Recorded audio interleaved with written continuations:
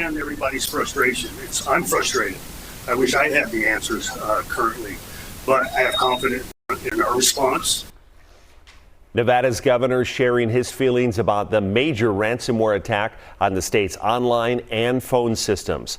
Thank you for joining us on 8 News Now at 4:30. I'm Brian Loftus. And I'm Vanessa Murphy. Governor Joe Lombardo making his first public comments since the sprawling ransomware attack on state agencies that began Sunday.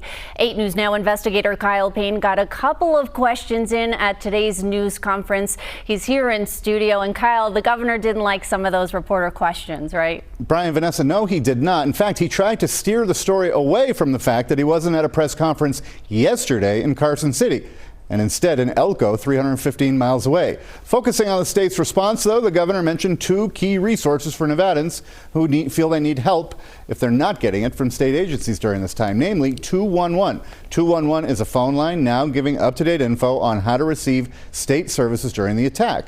Lombardo assured the public today that police have access to criminal records, and that if you miss an appointment or a payment or something like your car registration expires during the so-called outage, expiration dates will be forgiven. Mostly, you will not be penalized, and the state will waive late fees. And I asked the governor specifically whether the attack was the result of an archaic technological system.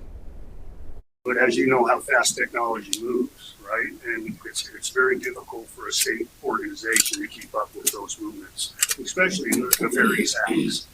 But in today's current situation, I feel comfortable where we're at.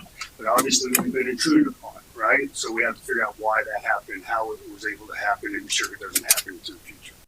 One of the state agency's directors said today he did not want to do certain things until the network was safe. So I asked the governor whether the state mainframe is still under attack.